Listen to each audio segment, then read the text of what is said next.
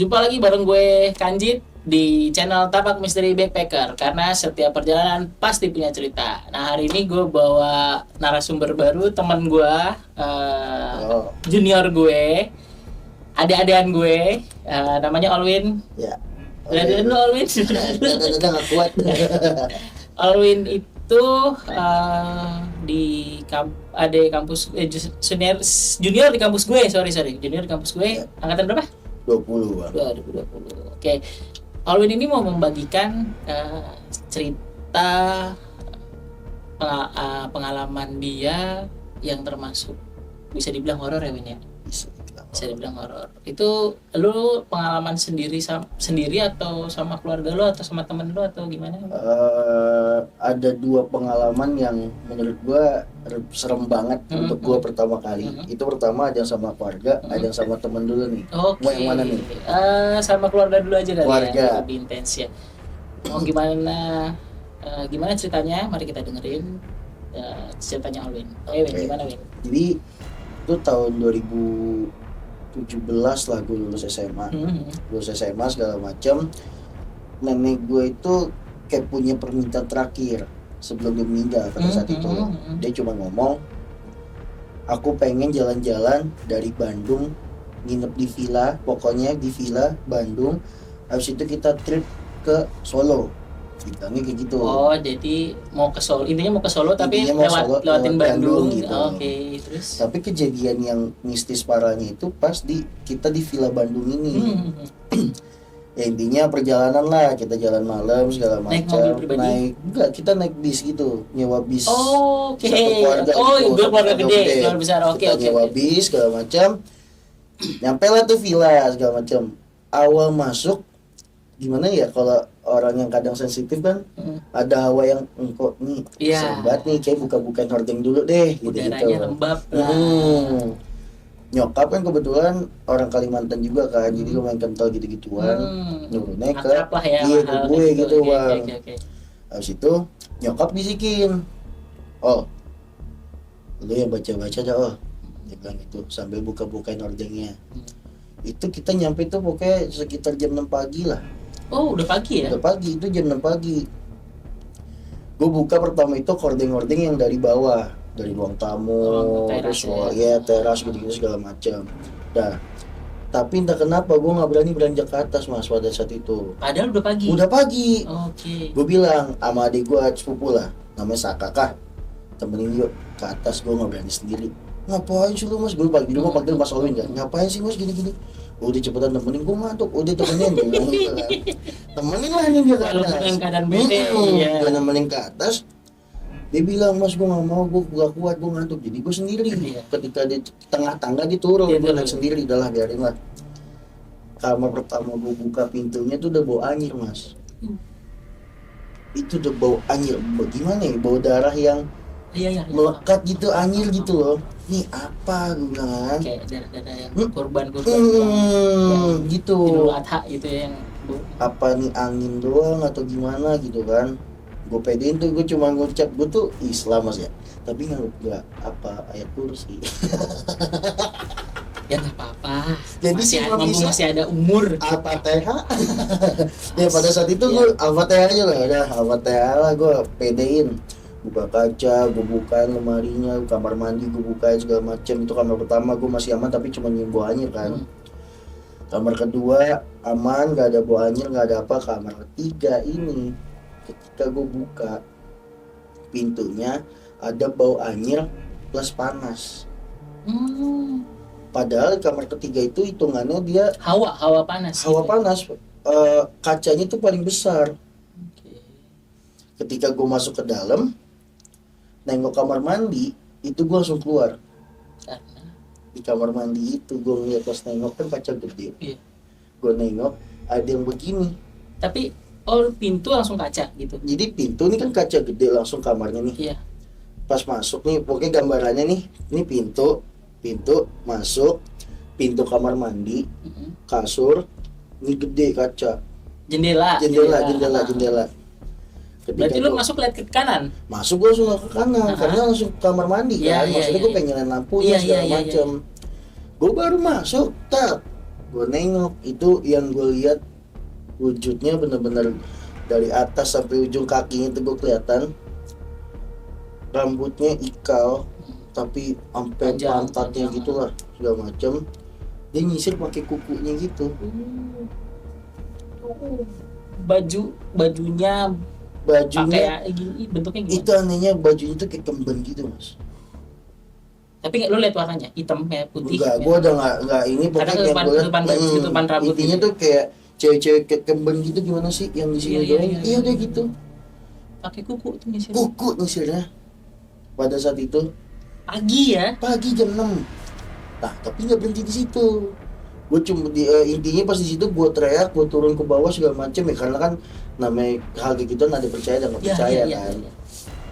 Akhirnya adalah om gue yang memang bisa kayak gitu, dibantu ke atas segala macam. Yang lihat tadi siapa, nanya kan, aku doang om, udah gitu.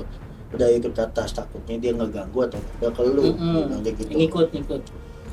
Kita ke atas segala macam, dimasukin kamar mandinya kita berdua. Masuk kamar mandi itu segala macam, dia bilang udah ini mah kayaknya nggak bakal ngapa-ngapain, dia cuma emang lagi nyisir, kebetulan lu bisa ngeliat, lu jadi ngeliat dia. Gitu dia bilang. Udahlah, after dari itu kelar segala macam, ketemulah kita malam bakar-bakaran. Wih, sorry, gue potong. Itu villanya muat berapa orang? Kan lu naik bis nih. Kita waktu itu 30-an orang lah.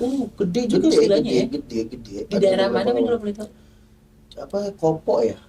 Ya, Kopi ya, daerah Kopo. Oh, Daerah Kopo itu dekat yang atas itu kawah apa? Kawah Putih. Kawah Putih. Nah itu udah hampir dekat situ lah. Siap. Pada saat itu Gede ya. malamnya kita mau bakar-bakaran nih mas. Jadi ya dari siang sampai sore nyiapin lah tuh ya kan, makanannya apa segala macem.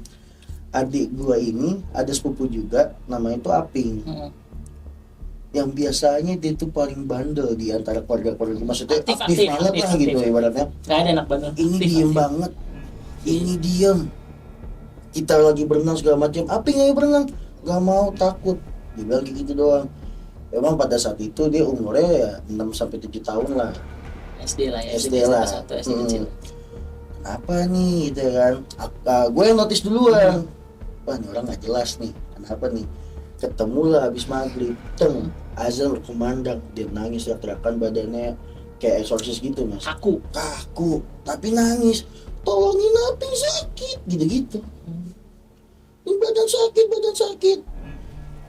Gak tahu kenapa. Kan tante kan dari saudara nyokap kan ada yang Kalimantan juga kan. Dia nelpon langsung. Kenapa di sana? Padahal kita nggak ada cerita. Ya mungkin ikatan batin atau gimana gitu kan. Kenapa Win di sana?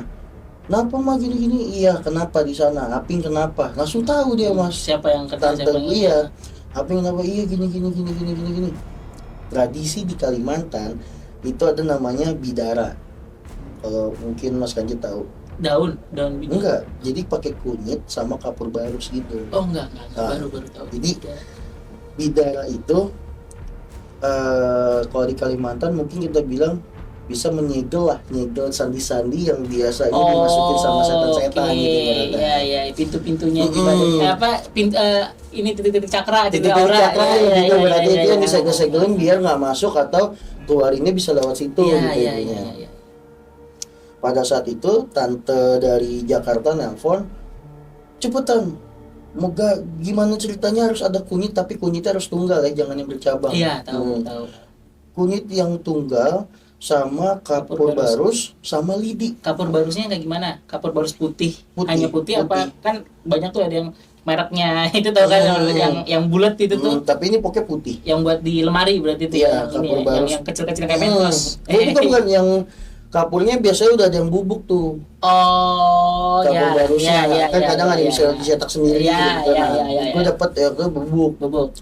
Udah pokoknya kapur barus sama kunyit bla bla bla bla. Nggak ngerti gue pada saat itu mas. Nah, udah lu ikutin sambil telepon kata tante yang dari Jakarta. Udah, jadi waktu itu disuruhnya kupas kunyitnya. Kan kunyit kan pasti warna kuning dong, ya kan? Si wadahnya tuh udah dicampurin kapur barusnya diolesin di atas kunyitnya yang udah dikupas itu, yang udah ujungnya berarti yang basahnya tuh ya. ditusuk-tusuk 7 kali pakai si Lidi. lidi sambil ada ayat-ayatnya lah gitu kan, sama ngomong kalau emang ini anak ganggu tolong jangan diganggu balik, namanya juga anak kecil balik kayak gitu lah omong-omongan ini merinding gua ketika gua tusuk. Pada biasanya kuning dong, seharusnya kulit dong, Iya. ini muncrat ke muka gua mas merah. Sumpah, ketika gue tusuk baru pertama kali 7 kali tusuk itu tek tek tek tek tek, tambahin kapur barusnya sekali tek prak, itu merah, itu anak makin nangis. Terus. Udah, Merinding juga lagi. akhirnya ketika gue tusuk ini segala macam, itu anak gue tarik, jadi harus dilakuin itu depan pintu Mana aja?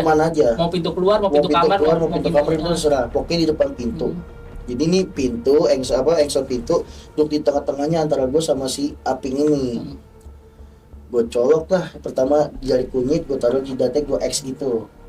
Gue X segala macem, badannya nenek. Ketika gue pengen taruh di tangan dia yang kanan, di telapak tangan, di sini sama sini kan kuncinya kan. Enggak nyata mas, kulitnya nggak nyata. Kunyitnya nggak nyata. Kalau dicampur sama ini. Udah, di sini pun merah soalnya, merah kan. Tapi yang kanan yang nggak bisa. Yang kanan itu nggak nyata sama sekali. Berarti dari situ. Merinding gue ingetnya. Terus. Itu gimana kalau ini? Kayak Ya, Venom, tau gak sih nyerap? Cuman basah gitu doang kan? Ini basah nih mas, Basah. tapi nyerap. Tiba-tiba ngilang. Bingung nggak lo? Merinding gue sumpah inget itu. Terus. Ketika diolesin segala macam nyerap tetap hilang. Akhirnya nggak bisa segala macam, katanya gue di situ nggak nyadarin diri. Pingsan. Gak pingsan, ada yang masuk gue katanya dari keturunan Kalimantan Dari lah, leluhur Datu lah katanya gitu. Datunya gue gak usah sebutin lah datunya siapa, intinya Datu. Dia masuk di situ, katanya gue marah-marah, gue nggak sadar sama si Aping itu. Ibaratnya gue kayak ngusir, tapi gue nya nggak sadar. Iya. Dan sampai detik ini keluarga gue nggak pernah cerita apa yang gue omongin ke dia segala macam. Intinya di hari itu Aping sadar segala macam, tapi banyak yang terbang-terbangan. Maksudnya? Ini aneh. Ada yang keluar, ada siapa masuk lagi? Bukan. Gimana? Barang. Garpu. Garpu. Tapi si adik sepupu tuh udah sembuh. Udah pingsan, udah lemas ya, udah lemas. Itu katanya tuh ketika gua habis ngeluarin itu segala macam, kata nyokap gua, kata tante gua segala macam, lu gila lo, lu kenapa gini? Ketika lu udah ngusir Aping, itu sendok sama pisau begini, teng. Apa kursi nyet. Kita pindah mas bilangnya. Tapi itu udah malam kan? Pagi, itu malam, kita mau bakar-bakar. Maghrib kan? Maghrib kan? Terus langsung pindah itu? Besokan langsung pindah. Malam itu udah gak ada kejadian apa-apa, udah gak ada ini, semua istirahat gitu ya? Istirahat. Besoknya langsung nyari villa, kita pindah. Dan sekarang villa itu mau dicap angker ternyata. Wah. Gue nggak tahu kabar villa sekarang ya. Ketika ini segala macam, kita nanya kan, ditanya sama orang yang pas kita pindah villanya kan, emang sebelumnya villa mana? Gini. Ya gue nggak mau nyebut villa apa lah ya. Villa ini bla bla bla bla bla bla. Aduh mbak, dia bilang gitu kan, itu villa memang katanya pernah ada pembunuhan di lahannya segala macam gitu. Tapi karena luas karena luas banget sih emangnya, buat 30 orang dan keluarga kan. Kalau pertama gede, ada lapangan segala macam. Apalagi bis masuk itu yang berarti kan gede banget. Itu pengalaman pertama gue yang kayak gue pertama kali ditongolin. Gak pertama kali sih, maksudnya pertama kali ngeliat yang wujud sempurna gitu. Yang dari kepala sampai kaki. Kepala sampai kaki itu pertama kali gue. Si yang nyisir itu ya. Si nyisir pakai kuku itu. Nah itu yang kejadian di Bandung bareng sama keluarga. Tapi habis itu ketika pindah villa sih udah aman semuanya, gak ada apa-apa. Sama yang tadi kan keluarga udah nih, yang temen nih Ini temen yang paling repot sebenarnya. Oh gini nih, kita Gimana? sambung di konten berikutnya aja gimana? Oh, boleh sih Biar kalau emang penasaran temen. semuanya. Boleh. Jadi itu aja dari Alwin. Terima kasih Alwin udah berbagi cerita yang tadi juga lumayan bikin merinding. Jangan lupa subscribe, like, dan komen ke channel Tapak Misteri Backpacker karena setiap perjalanan pasti punya cerita. Pamit, gua Kanjit pamit undur suara, undur diri. Dah. Dadah.